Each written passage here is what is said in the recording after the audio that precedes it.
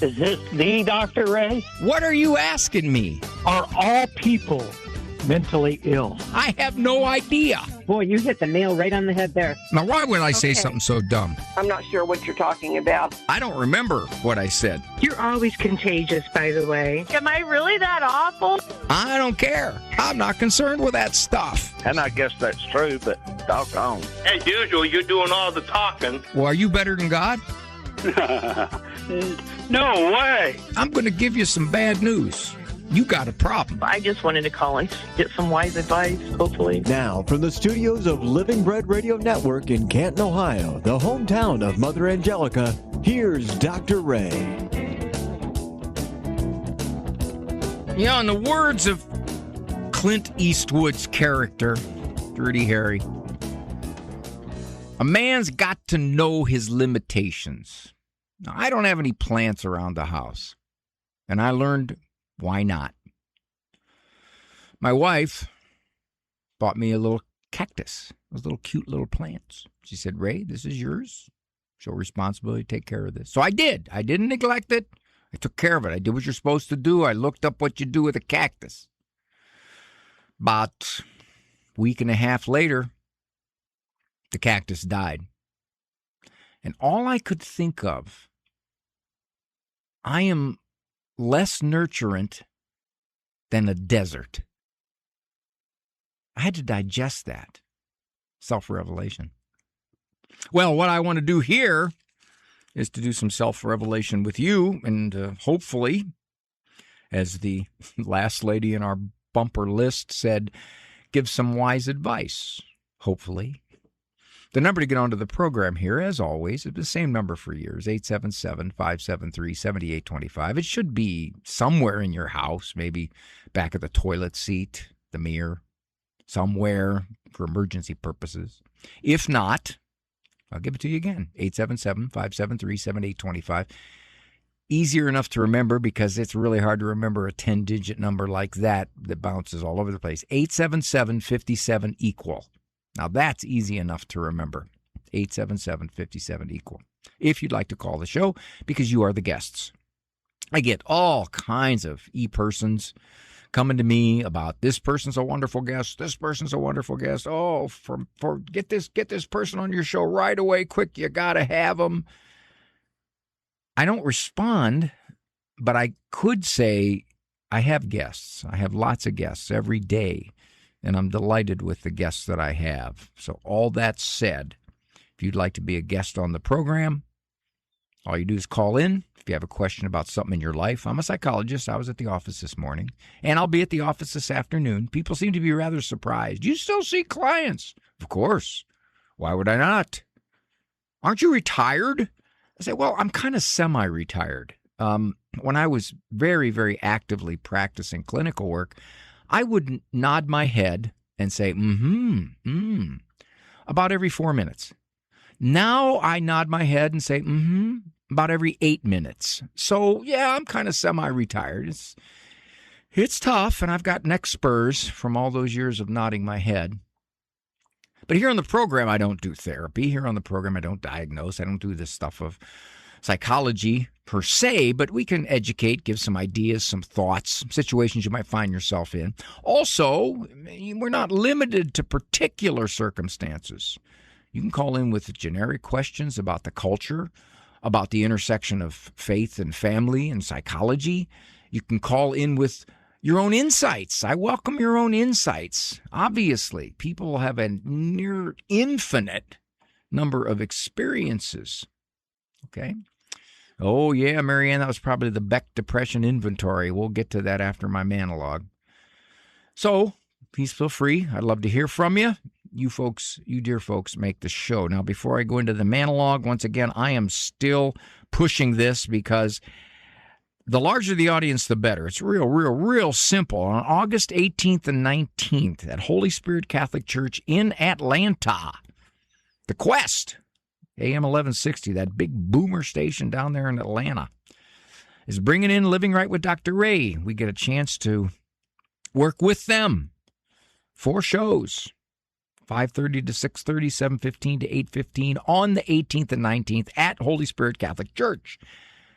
Living Right with Dr. Ray is in its 17th season and is always, except for a couple of occasions during COVID, filmed before a live audience. Well, one time we were down at EWTN and they had a, what was it? A freeze storm, I guess. Pretty much wiped out travel all over the place. So we had one dude that actually made it to the EWTN studios. He sat there, and I told him, just move around so you look like you're a big audience. And the other thing he did is he clapped, of course, and we dubbed in a wild audience applause. And I remember on air saying, wow, that's really good. How do you do that? You got to hire yourself out. So anyway, we want a live audience in Atlanta. If you'd like to sign up, go to thequestatlanta.com. Right there, big banner, Living Right with Dr. Ray. You can sign up. Many shows as you want. 1, 2, 3, 4. Bring the kids, bring the dogs, bring the goldfish. Bring something to read if you get bored. But we'd absolutely love to have you there. The audience is a lively part of the program. Okay, so I'm going to keep pushing this. We're heading to Portland, too. We're heading out there. We're also heading to Cleveland again. So we got some stuff coming up. But the most immediate one here is August 18th, 19th in Atlanta. That's brave. Okay. There's an adage that says this. If you want to make me mad, tell a lie about me. If you want to make me really mad, tell the truth about me. Why would that be? Why would most people get more upset hearing the truth about themselves? Well, that's easy enough answered. If I think you're telling something about me that isn't legit, I don't have to be quite as upset. But if there's a sliver of recognition that what you're saying could actually be what I'm like, or even what I'm a little like, that's much more threatening. If somebody says, Dr. Ray, on the air, you're sarcastic. On the air, you tell stupid jokes. You're not funny. Now, after I objectively analyze that, and I conclude, whether you agree or not, I conclude, no, I'm not sarcastic. I tease, I'm not sarcastic. And some of those jokes are funny. People have told me this. I can not be so upset. But if they say, you're not very good, and in my mind, I'm wrestling with this whole self-doubt thing of, maybe I'm not very good. Okay? So given that could strike me a lot harder. Because I'm already wrestling with some inkling of insight that could be a quality in me that's not very nice. It's negative. It's something I don't want to admit to. And then you noticed it. That rattles me. That rattles me more than something that I can dispel. However, subjectively, and there's always that problem. But if I can be comfortable in dispelling it, it doesn't bother me as much. But if I can't dispel it, in my mind, legitimately, if it is something that I'm aware of. I remember I had a friend many years ago tell me something. And it was a personality characteristic. And initially, I didn't want to hear it. And then I thought about it. And I realized, I think he's right. I think that's true. I think I do that. And hearing it from him reinforced my own questioning. Do I do that? I've wondered if I did. And then when he said it, and it was a guy that I respected in terms of his ability to size things up. If you want to make me mad, tell a lie about me. if you want to make me really mad, tell the truth about me. And I think I know here what Lynn is referring to, but we'll get to that. I'm Dr. Ray. Experience the fire of renewal at Detroit's Rising from the Ashes Eucharistic Revival. World-class speakers Bishop Daniel Flores, Father John Ricardo, Sister Mary Grace SV, and Jeff Cavins. And powerful worship led by Matt Maher and Sarah Croker. One day only, Wednesday, July 22nd at Huntington Place in downtown Detroit. Registration only $50 with $10 off for groups of 15 or more. Register today at risingrevival.org. That's risingrevival.org. Teaches that Jesus Christ is literally and wholly present, body and blood, soul and divinity, under the appearances of bread and wine. In the Bread of Life discourse documented in John chapter 6, Jesus states that he is the bread of life, and that his flesh is true food and his blood true drink. The Jews were scandalized in verse 52. How can this man give us his flesh to eat? Jesus does not back down, but reiterates this teaching 4 more times over the next 4 verses. Many left in verse 66 because this teaching was truly difficult. But at no point does Jesus water down his teaching and call them back. No, he allows them to leave, and even questions his 12 apostles if they too wish to leave. Jesus intended to be understood literally, and the Jews, apostles, and the Catholic Church absolutely take him at his word. Examining the truths of the Catholic faith, this is faithforensics.org. Pre-planning your cemetery arrangements is the most loving gift you can give to your family. Resurrection Cemetery in Clinton Township is one of the largest Catholic cemeteries in Michigan, offering many burial, crypt, and cremation options. Featuring incredible Catholic artwork throughout, Resurrection Cemetery's beautifully maintained grounds are second to none. Our compassionate staff makes pre-planning simple. Call 586-412-6244 or visit mtelliott.com/resurrection today. Lots of very good questions up there, and I commit to you to talk with all of you. However, as is the rule on this program, if somebody disagrees with me or opposes something I said, not necessarily a piece of advice, but a reference to something, they go first to the line. They go to the top.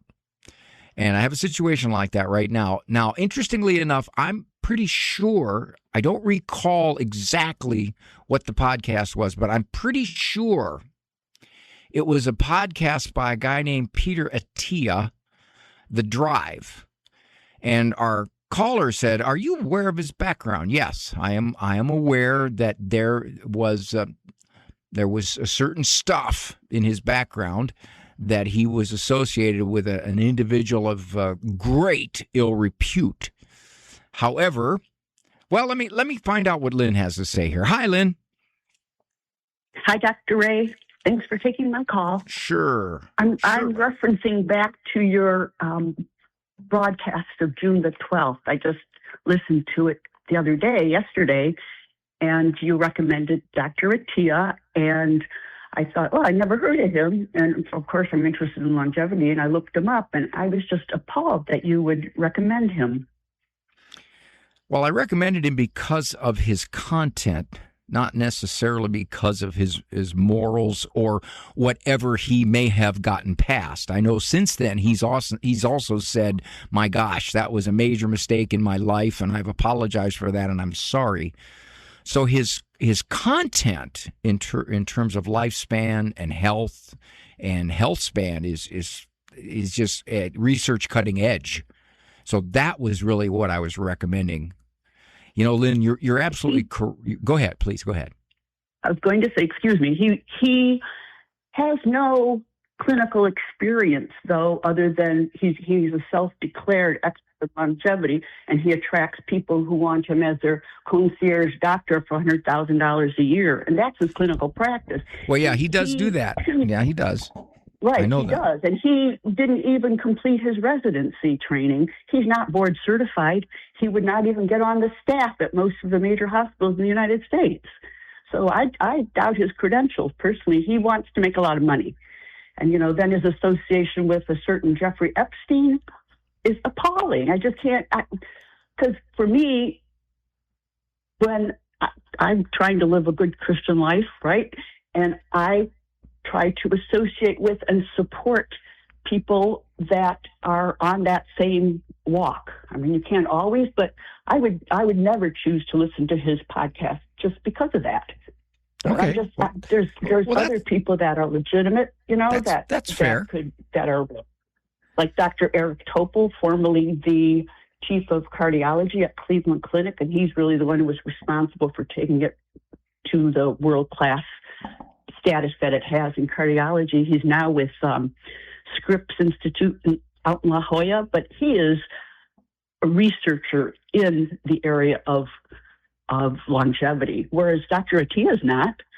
He does he did some kind of oncology research that doesn't have anything to do with longevity, except don't get cancer, right? So anyways, I'm just questioning why you feel comfortable recommending him. Because I have a fair amount of confidence from my understanding of the research that he knows what he's talking about. Okay? So given that, I don't know, I can't confirm all of his personal history, and I can't confirm whether he's repented of it legitimately. If you say, Lynn, I don't want to do it, good for you. I perfectly respect that. But what I know and the things he's talked about in physical fitness and health and strength, it definitely dovetails with much of the research I'm familiar with. And so the guests that he's had on there are absolutely top-notch in their field. They truly are. And I've listened to them. And the ones where I am most aware of the expertise, I'm thinking, these people really know what they're talking about. So in that sense, I think there's a lot of good information there. And here's one of the problems for me, and you bring up a great point. If someone has a checkered history, if someone doesn't check off all the expert credential boxes, does it mean they don't have something valuable to offer? I know people who have a bachelor's in psychology that would be 3 times the therapist of a lot of PhD licensed clinical psychologists. So if I look at them and if they say, well, I'm going to be a life coach. Okay, now a life coach can be definitely problematic, but anybody can declare themselves a life coach.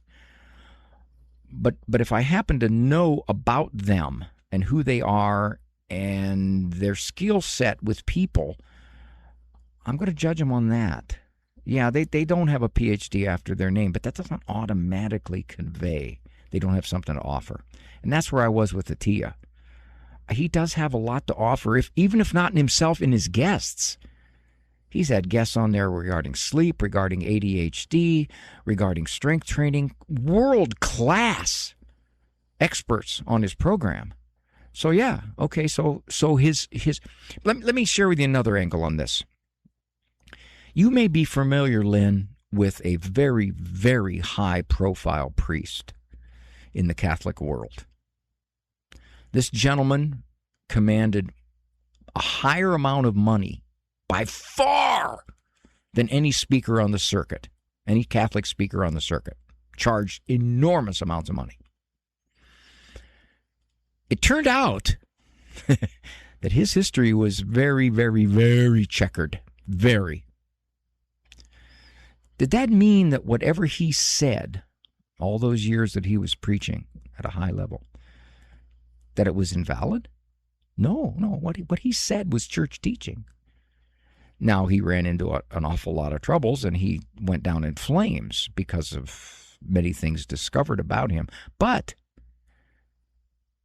does that mean you say, well, okay, I'm not even going to listen to any of his preachings anymore? Oh, no, he still speaks.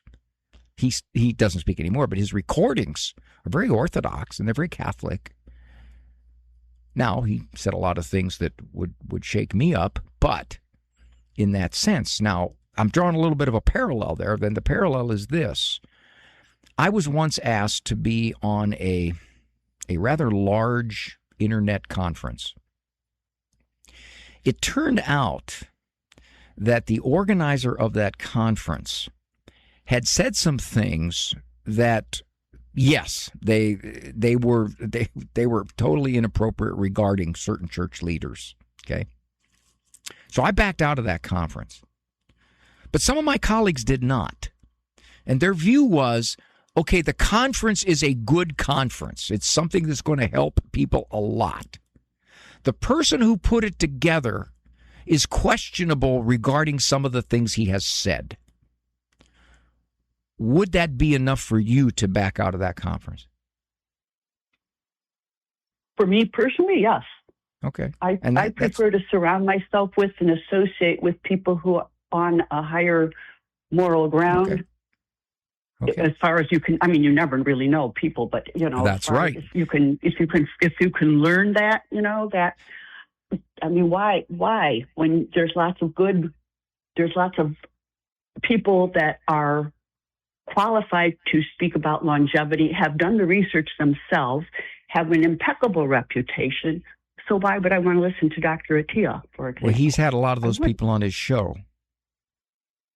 I don't know. I haven't listened to him. Well, that's what I'm saying. He invites a lot of guests on that show.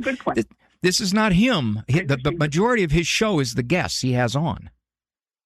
Well, people like to associate with a popular name like that. Sometimes even somebody who is just they want to, because Dr. Attia has a high listenership.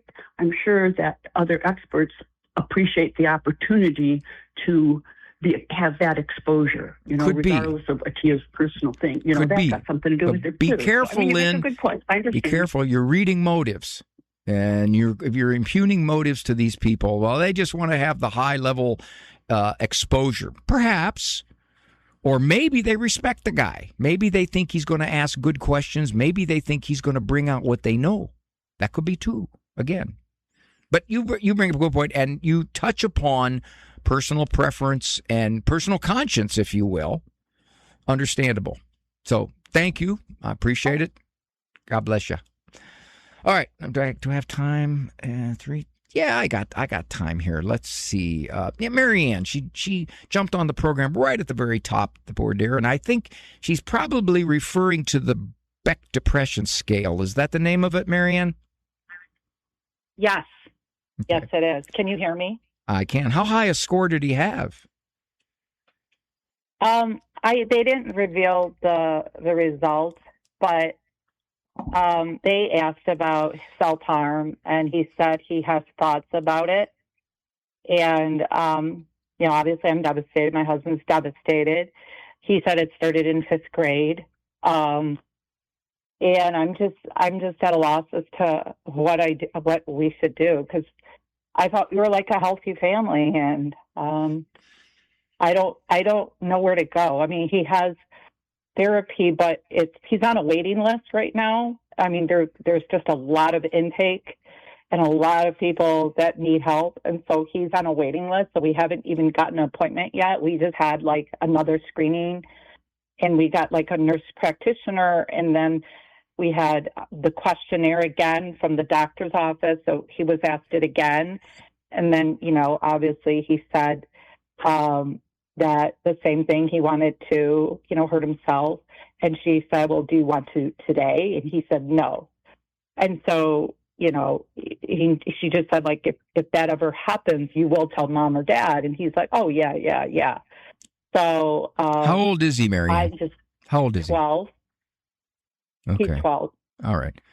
Okay. Stay there. We're going to get interrupted by a hard break here. So I'm going to take you through the break, and we'll finish it up on the other side. Thank you for joining me. There's a lot of folks waiting patiently, and I'm going to do what I can to get to everybody. Thank you so much.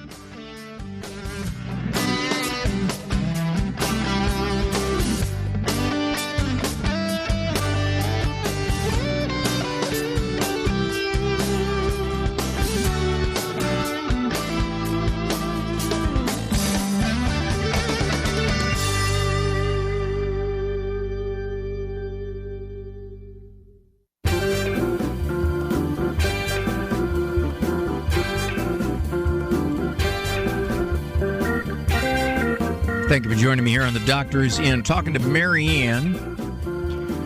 Her son recently filled out a Beck depression inventory scale. He's 12. And according to his score, although Marianne doesn't know the specifics, you might want to ask. According to his score, shows signs of depression, and he's even, he's even said that he's contemplated, not heavily, but suicidal ideation. And of course, that scared the dickens out of Marianne, understandably so. And she said something interesting, and she was recapping this. She said, "Thought we had a healthy family here. What's going on with a kid being depressed like this?" Marianne, you still there? I'm here. Okay. I'm here. I don't know. I mean, I'm sure the phone doesn't help, the cell phone. Yes, it doesn't, Marianne. It does not. And now you got yourself painted into a corner. Because if you realize, okay, wait a minute, you're too young to have access to the world's evil and everything else that he can get on that phone, including pornography, and you take it away, now look out. And I would imagine any counselor he goes to, excuse me, is not going to advise you to take it away. Although, if I were just to fire off a blind guess from this direction, I have seen all kinds of young kids at age 12 or younger who shouldn't be depressed are. So that's the first thing. But I don't doubt that you have a beautiful family. I'm going to believe you. No way of knowing, but I'm going to trust you. Now, that said, most of the time when parents look at their child and say, "What's going on here? Where's this anxiety coming from? Where's this depression coming from? We've got a stable, loving existence." There are factors shaping him that you know nothing about. Whether it's friends, whether it's kids at school, whether it is, and you touched upon it, how long he's had that smartphone, probably with no protections on it. All of that can enter into. So I think what you can do here is say, how can we help him? Yeah, you got to get to the bottom of where this depression's coming from. You got to ask him. You got to say, "Okay, son, I'm confused. We have a loving family. You know how deeply you're loved. What is going on that you're so sad about your life right now? What is it, son?" And then he'll give you the old, "Oh, no." Don't let him stop at that. "Son, I think you do know. I think you don't want to say." And then you can help him along, Marianne. You can say, "What are you seeing on that phone?" And you can ask him direct. "Have you seen pornography?" Very high chance he has, just simply by base rates. Okay, so you already know that. Do you know that for sure? I mean, okay. I'm pretty sure. I mean, okay. Oh, there you go. He's seen some unpleasant things. I know. There you that go. shocked him. Well, there you go. And he's lost a bit of his childhood, and because of that, he shook up. So we got to help him. And basically, you got to help him essentially say, "Okay, hon, we're going to get you back. We're going to get you back to being a 12-year-old boy again. The carefree part of being a 12-year-old boy." Man, hopefully, I think you can personally do a lot more for him than a therapist can. That's my impression. I agree with that. You're a loving mom, dear. And I agree with that. These tears. Okay, hold on. These tears are part due to the sadness of what your son is expressing, and they're also part due because you're thinking there's no fix. That's not true. That's not true at all. Okay? Right now, your young man has got himself in a little bit of a hole, and you're going to help him climb out of that. You're going to return some of his 12-year-old innocence to him. He's probably all shook up by what he saw, what he's thinking about it, how it's bugging his head, all that. And that's a very natural response that he would say, "Yeah, I'm bummed out, I'm depressed, this is bad." So that said, my experience is, and I can't say in your particular situation, but my experience is when you got a 12-year-old who's saying he's depressed, it isn't a natural depression. And what I mean by that, it's not his body acting up. It is situations, circumstances, and input from technology and the culture that is assaulting him. So what you got to do is you got to sit down and explore with him all these factors. You're going to find out some stuff, and you can tell him, I'm not going to get mad at any of this, son. I just want to hear it so I can help you, and I don't like you feeling sad. One more thing. If you're on a waiting list, you find out how long that is. You may decide you want to go to somebody else that can, when somebody calls me, if I think it's a serious situation, I'm not going to say, well, I tell you what, I'll see you August 29th. I'm not going to do that. I'm going to get them in. So that might be something you look into. One more thing. The reason I wanted those scores is because there's something called a regression to the mean. If you take a survey or a scale and you rate it, you answer it subjectively. The second time you take it, it's usually less severe. It's not worse. Unless something has happened in your life to spur it on. But just the normal experience going on, nothing has really radically changed. First time you filled it out, it looked perhaps extreme. The second time you filled it out, not quite so much. Just some things to consider. And my dear, please, you're not a failure as a mom at all. This is not a farm in 1880 anymore. And two, your young man is he's had some things that he doesn't know how to digest them. So you're going to help him, but you digest them. You'll do that. Okay. All right. Okay. Thank you. God bless you. Yeah, I mean that's I see an awful lot of this from good families. It's just the parents, we underestimate the minefield morally out there. And I'm not doing this to scream and make everybody all upset the way the world is going to hell in a handbasket. No, but I'm saying we got to be a little more vigilant. And she's going to have a tough decision with that smartphone. Because if he basically admits that smartphone's got him shook up, maybe she can convince him, if he wants to feel happier and better about life, to give it up for a while. And when I say for a while, I ain't talking 2 weeks here. I'm talking way down the road. But one of the problems with the smartphone is at the same time, it can be emotionally devastating to a kid. They don't want to let go of it. They'll be as upset or more so if they have to give it up. It's kind of like the old addiction thing. I hate being on this drug, but I don't want to quit. Same thing with that phone. I hate what it's doing to me, but please don't take it away.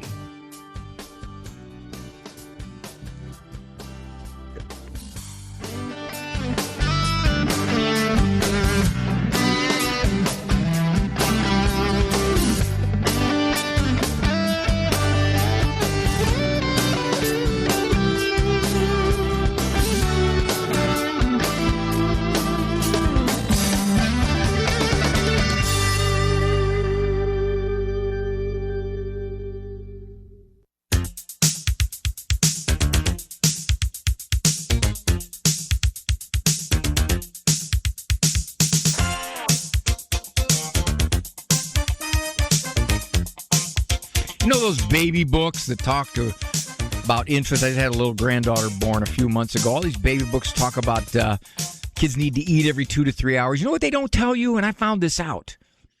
That behavior continues, especially with boys, until they turn 18 or 20 and finally move out. That's the thing, man. My boys were eating every 2 to 3 hours. We got kicked out of buffets. Lawrence from Raleigh, North Carolina. Hi, Lawrence. Hello, Dr. Ray.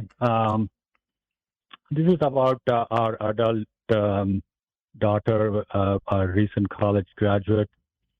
She lives independently now. She's gainfully employed. However, it turns out that for the past few years, she has misrepresented and misled us about her future educational and professional plans, namely going to medical school.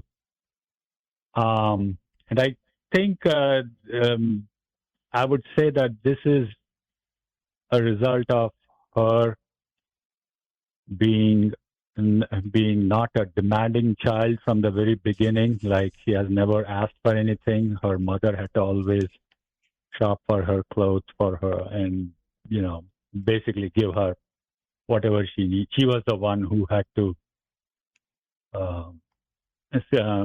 find out what she needed and get it for her, instead of she asking for things. And all, so that's one aspect. The other part is she tries to say things or say what she's doing in order to please us. That's what it all seems to stem from her trying to present this positive image of what she's doing. So my question, Dr. Ray, is first, what kind of counseling? Where can I try and find counselors for her, and if she would benefit from a female counselor necessarily, or does it not matter? Well, Lauren, and finally, what is it that we can, or I can tell her myself, such as you don't have to, like, you follow your interests, but be truthful about it. Don't, instead of trying to please us or bring us glory, fame and glory, just be true to yourself. I can answer that one pretty easily. Please. The first one I'm not going to answer, the one about the therapist, and here's why. Because you said one of the problems has been, as we've raised her, we've pretty much guided her, and we've pretty much set the terms and the conditions of what we expect. Now, on one level, that's good morally, but at another level, in terms of her own independent thinking and choosing, you said, well, that's kind of blown up in our face because she doesn't want to tell us some of this stuff. She's afraid she'll disappoint us. And then you said, well, let me get her a counselor. Well, wait a minute. Did she ask for a counselor? If you're saying, no. I think, okay, well then don't do it. Yeah. If you're saying, I think you need a counselor, what you're doing is you're falling back into your old style, which is, well, yeah, we've always kind of told her, what's good for her, what she needs to do. She needs to go to medical school, and this is all good. Oh, by the way, got to get her a counselor. Whoa. If you say your daughter's gainfully employed, she just didn't go to medical school, I think, and you've put your finger on it, she didn't want to tell you because she knew that you'd be disappointed. She knew you'd have questions. Maybe, and again, I have no idea how much pressure she felt, but if she felt a lot, then it's perfectly understandable she's not going to tell you. Now, it's necessarily not a lie. She just avoided the truth. Now, the easier part of your question is this, and you're on the right direction. You got to try from this point forward to convince her you're an adult now. You're a beautiful adult. You're a responsible adult. All these decisions are yours. They're not ours anymore. Your mother and I will love you. We will support you, and assuming you don't do anything immoral or illegal, but we will support you in all these decisions that are yours. And that's what we're going to do. And I'm sorry that if in the past you felt pressure from us, I don't know how much of that was us and how much of it was you, but sorry about that. And I can tell you, honey, it's not going to happen anymore. You've grown up to be a fine young woman, and these are your decisions. If you want to work as a clerk somewhere and you're perfectly content, good for you. If you want to pick dandelions at a golf course, good for you. And I think that's the thing, Lawrence, you got to overcome. The idea that she is feeling like I'm just going to be a disappointment to my parents, so I'm going to drib and drab out the truth so I don't have to get the big pushback. There's my suggestion, sir, and I appreciate the fact that you really want to care about this and fix it up with your young daughter. This is Dr. Ray. Brought to you by the nonprofit Seton Home Study. Hi, everybody. Dr. Ray Guarendi here. You want to pass the Catholic faith on to your children? A very good way is to teach your children at home. You want to protect your kids from the toxic culture that surrounds us? Do you want to have a greater influence than what your kids are learning? Once more, a great way is to teach your children at home. No teacher is going to care about your kids as much as you do. Seton Home Study School is the best way to teach your children at home.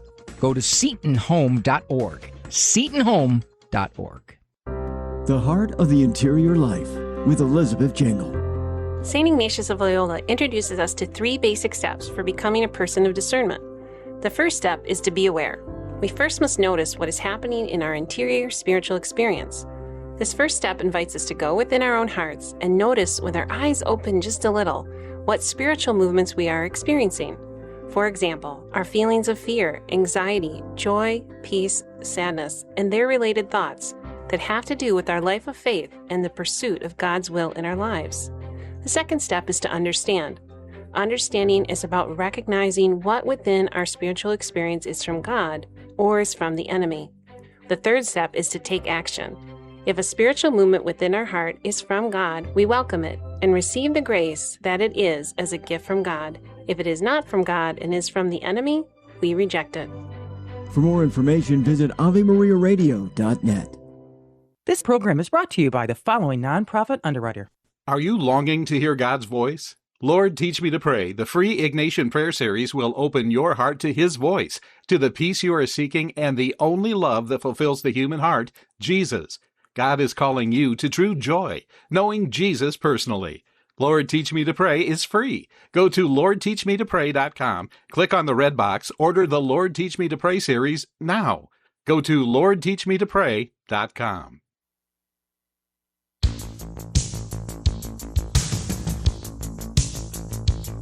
Okay, this is Dr. Ray. Doctor is in. Monday through Friday, 1 o'clock, co-production East.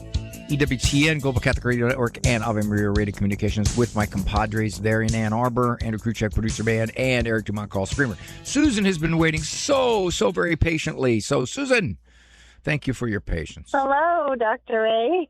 Thank you, dear. Thank you for taking my call. Sure. You waited a long time, so I'm going to try a little harder to be somewhat more helpful. Well, this is kind of a doozy. So, my sister has been living alone for some years now since her husband passed away. She recently had a hospital stay, and while she was in the hospital, I was taking care of her cats. And I discovered a lot of things that were a little bit unsettling as far as her living situation. Something tells me it's not a little bit unsettling. Something tells me it threw you for a loop.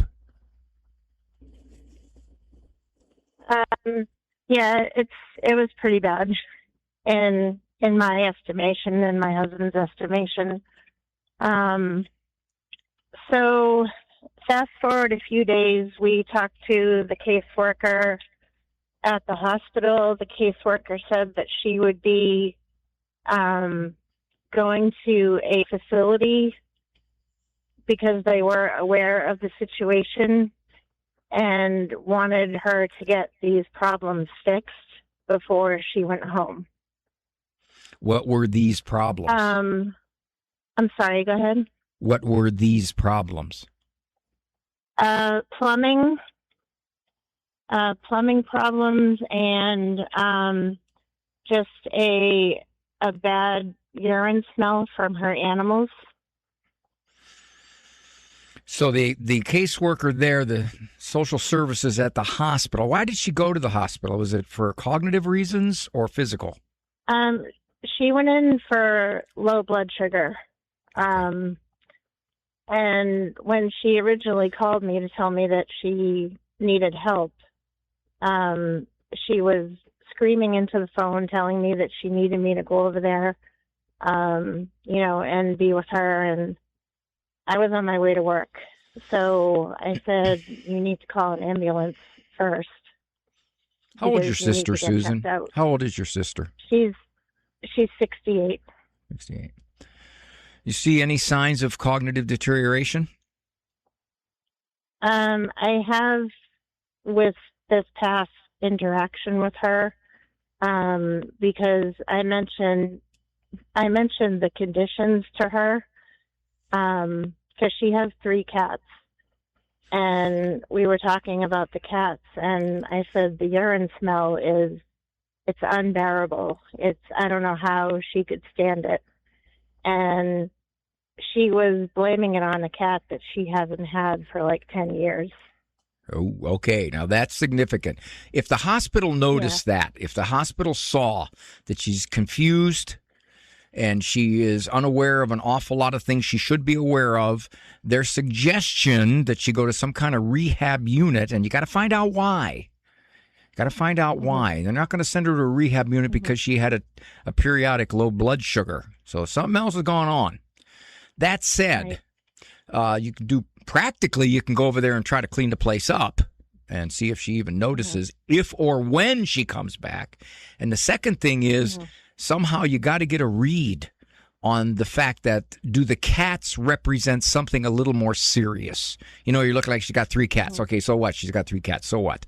Well, she doesn't change her litter and they're peeing all over the place. Well, even that isn't enough. But if there's cognitive deterioration, and the fact that she said this is a cat that's doing it that was dead 10 years ago, what else is she confused about? And is she a danger to herself to live alone? And I think that's what the hospital was trying to assess, if at all possible. She came in, they were interviewing her for what's going on, and probably it came out that a lot of what she was saying was either not realistic or signs of some type of cognitive confusion.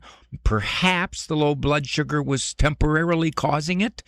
But then after they got her sugar under control and she didn't pull out of it, if that's what happened, then they got concerned. So they're not going to tell you anything because of the HIPAA laws. You're not allowed to go in there and find out anything. You can ask your sister, can you put me on the list of people that would be okay to contact? Maybe she's already done that. And if she has, you can talk to the caseworker, the social worker, and say, okay, I'm her sister. Here's what I'm seeing at home. And I'm wondering if you have some guidance for me regarding what my sister is facing right now. That's what I would do. Okay. Okay, Because Doc? I left a message with the caseworker, and I got a call the next day, and she said that the caseworker, there was 2 different ones. She said the caseworker that told me that she could go to a facility, she said she gave you the wrong information. So she is now, as of last week, she went back home. Okay. My husband and I refused to take her home from the hospital because we didn't want her going in the situation. And Well, it's got to be pretty bad. said, It can't well, just be the cats, Susan. It's got to be a lot worse than the cats. It's got to be a lot it of is. stuff. It Okay. is, yeah. All right. It probably the just plumbing and deteriorating filth and everything. You're going to have to probably make some kind of assessment. And again, you don't have any leverage over your sister at this point. She's not been declared incompetent. So the one thing you could do is you could, if it's so bad that you worry about her health and her well-being, you could report her to the social services in the county and say, definitely need to look in on her. This is a situation that's it's really scary, and you need to check on her. A welfare check for for an elderly. Yeah, because the hospital said that I got the wrong information and that she was going home. Okay. And they asked if we would pick her up, and I said, no, I can't pick her up. I can't bring her back to that. And I just wonder if that was the right decision now, but I mean, it's done. So yeah, you made a judgment. You can't go second guessing every decision you make on the spot. But on the other hand, she is back home now. Now you got to decide, where do you go from here? I think I'd go over there a lot, see what's going on, get a sense of how she's living. And if it gets to the point where you think she can't live like this, it's not just smelly cats. Okay, it's got to be a lot more than that.